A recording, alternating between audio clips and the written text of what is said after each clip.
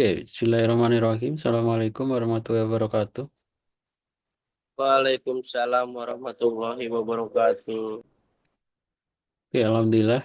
Ini pertemuan pertama kita karena kemarin di minggu pertama kemarin saya dirawat di rumah sakit lagi sakit. Di pertemuan pertama ini mungkin nanti akan saya bahas konsep dulu aja sama kontrak perkuliahan ya. Di mata kuliah pemrograman mobil di prodi kewirausahaan ya. Jadi pemrograman mobil ini sebenarnya materinya itu sangat panjang ya. Maksudnya nggak kita nggak bisa tiba-tiba langsung belajar pemrograman mobil tanpa belajar konsep jaringan komputer, basis data dan lain sebagainya. Jadi kemungkinan ya yang kalian pelajari mungkin nggak full 100% apa yang harus dibangun dalam pemrograman mobil. Paling nggak hmm, tahu konsep dan minimal membuat aplikasi mobil sederhana saja. Kemudian untuk kontrak perkuliahan, kemungkinan selama 1 semester ini kan kita puasa dan di jam apa namanya, jam terawih ya. Nanti kemungkinan kalau saya lagi ada terawih ya mungkin perkuliahannya mundur 30 menit ya di jam, kemungkinan di jam 8, harusnya di jam 8 kan, mungkin nanti kalau ada terawih, kalau lagi kemungkinan harus terawih ya 8.30 baru kita mulai perkuliahan ya. Kalau online, kalau offline tetap di kampus 8.30 mungkin ya, sama aja sih. Nah, untuk kontrak perkuliahan itu saya fokus di UTS UAS saja ya. Jadi yang saya buat adalah UTS UAS besar, tugas lumayan besar, dan kehadiran tidak terlalu saya perhatiin ya. Sehingga membuat saya buat kecil 15% aja. Untuk kontrak perkuliahan seperti ini. Syarat lulus apa? Syarat lulus harus ikut UTS UAS ya. Jadi kalau nggak ikut UTS UAS ya nggak akan bisa lulus. Oke, kira-kira sampai sini ada pertanyaan? Cukup jelas? Ya, cukup, Pak. Cukup jelas ya. Oke. Di pendahuluan awal ini kisi-kisi awal lah ya, sebelum nanti minggu depan kita bisa bahas persiapan peralatan dan lain sebagainya. Apa itu pemrograman mobil? Pemrograman mobil adalah proses pengembangan aplikasi perangkat lunak atau aplikasi yang dirancang untuk berjalan pada perangkat mobil ya. Jadi perangkat mobil itu ya perangkat handphone sebenarnya. Jadi aplikasi yang berjalan di aplikasi handphone. Nah, di aplikasi yang handphone itu sebenarnya ada banyak sistem operasi. Ada Android, iOS, dan Windows Mobile. Dan itu juga cara membuatnya beda-beda ya. Jadi kalau Android, kita harus buat aplikasi Android sendiri, iOS sendiri, dan mobile sendiri. Idealnya seperti itu. Jadi kalau ada aplikasi yang contohnya Shopee gitu ya. Ada Shopee yang di Android, Shopee yang di iOS, itu ya beda. Maksudnya itu dua aplikasi yang berbeda. Dua aplikasi yang berbeda, dua bahasa pemrograman yang beda, dua tim yang ngerjain juga beda. Jadi bukan berarti kalau aplikasi mobile bisa berjalan di semua sistem operasi. Ada yang bisa berjalan di semua sistem operasi, tapi nggak bisa berjalan dengan baik ya. Jadi harus membuat satu-satu untuk Android sendiri. Makanya ada beberapa aplikasi yang hanya bisa di aplikasi Android gitu ya. Di aplikasi OS-nya nggak ada gitu. Ya, karena emang berbeda gitu ya. Makanya kadang kalian bisa menemukan aplikasi yang hanya di aplikasi di iOS, nggak ada di Android, atau ada di dua-duanya. Karena tergantung yang punya aplikasi, mau ngembangin atau mau buat yang versi Android atau versi iOS atau versi Windows Mobile. Ini berdasarkan sistem operasinya.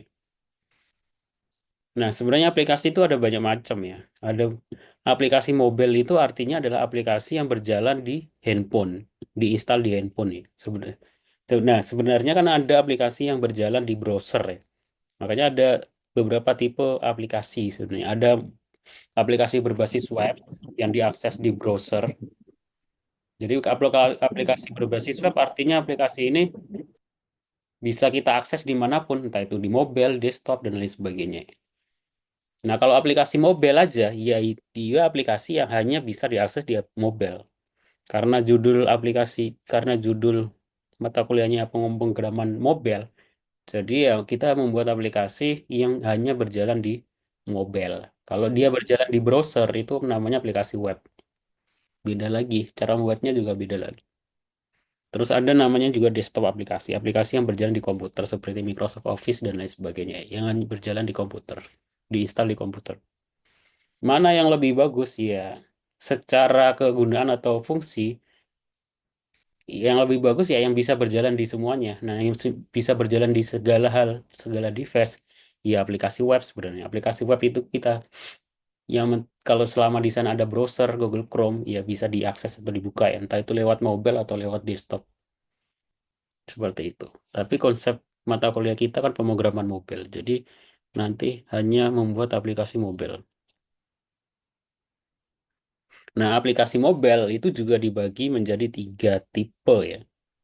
Ada hybrid, native, sama cross platform. Maksudnya apa? Maksudnya kan tadi aplikasi itu mobil itu ada tiga jenis sistem operasi yang paling banyak dipakai ya. Ada Android, iOS, sama Windows. Dan masing-masing itu punya bahasa pemrograman sendiri-sendiri. Kita buat aplikasi pakai bahasa pemrograman nih. Dia punya bahasa pemrograman sendiri-sendiri. Itu kalau kita pakai bahasa pemrogramannya bawaan dia, itu namanya native gitu. Kalau hybrid, hybrid itu aplikasi yang bisa diakses bukan aplikasi bawaan tapi bisa dibuka di aplikasi tersebut. Nanti dia menggunakan bahasa pemrogramannya dari React Native, HTML, JavaScript. Ada juga cross platform. Cross platform ini aplikasi dengan bahasa pemrograman yang bisa berjalan di beberapa sistem operasi. Kita ada Flutter dan React Native. Ini terlalu spesifik ya sebenarnya. Nanti kalau yang kita pelajari yang sederhana aja dulu. Jadi dibagi base language for mobile APW development. Jadi sebelum kita membahas mengenai pemrograman mobil, kita harus belajar bahasa pemrograman terlebih dahulu. Ada banyak-banyak bahasa pemrograman yang bisa dipakai. Ada Kotlin, Swift, Java, Objective-C, C-Cross, Dart, Flutter, dan lain sebagainya. Jadi sangat luas ya. Kalau di dunia IT itu satu orang cuma satu bahasa pemrograman aja harusnya. Kalau dia bisa belajar banyak pemrograman sih bisa aja ya. Tapi waktu yang dibutuhkan pasti lebih lama untuk belajarnya. Di mata kuliah ini saya akan pilih dengan mata kuliah bahasa pemrograman menggunakan Python ya. Karena saya pilih yang paling mudah dibandingkan bahasa pemrograman lain. Jadi nanti di pertemuan setelah ini kita fokus di pengenalan bahasa pemrograman Python. Top top programming language for mobile app development. Bahasa pemrograman yang paling banyak dipakai ada Swift, Kotlin, Java, Python, C++, Golang, JavaScript. Dan masing-masing punya bahasa pemrograman sendiri-sendiri. Maksudnya punya aturan sendiri-sendiri.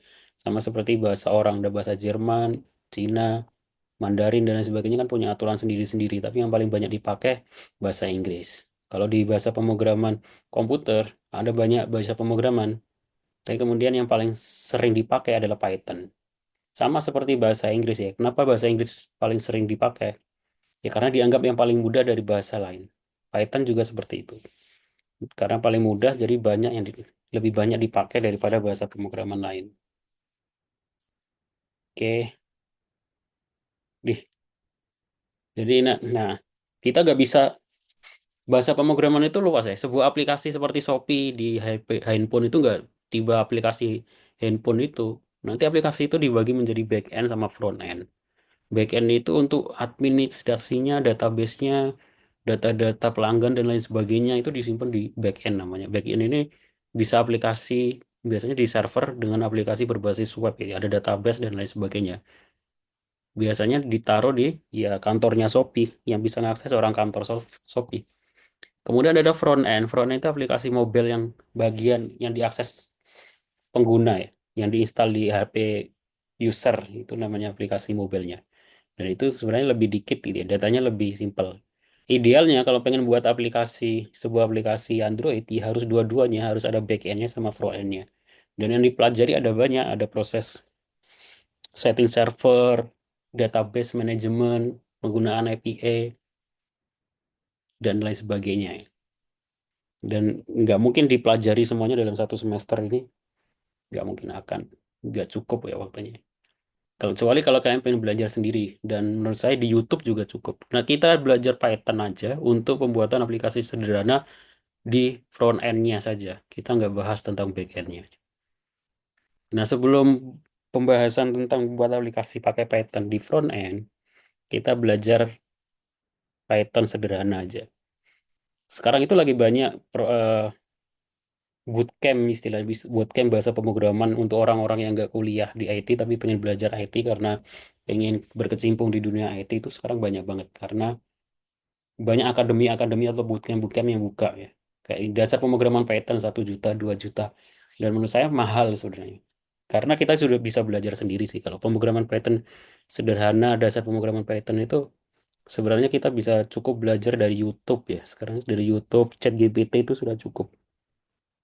Kalau kecuali kalau pengen punya dana dan pengen belajar lebih, ya saya nggak bisa mastiin. Maksudnya dia materi yang disampaikan itu sebenarnya sama aja ya apa yang ada di YouTube ya. Oke, persiapan perangkat saya kira itu aja. Oke, semuanya, pada kesempatan kali ini kita akan Kalian bisa lihat YouTube ini untuk instalasi Python dan Visual Studio Code. Untuk penjelasan detailnya minggu depan ya. Kalian lihat videonya terus praktekkan dulu, persiapkan laptopnya supaya bisa install Python. Oke, saya kira pertemuan awalnya di situ aja. Ini saya rekam, jadi nanti saya taruh video rekamannya di kampus. Kira-kira ada pertanyaan?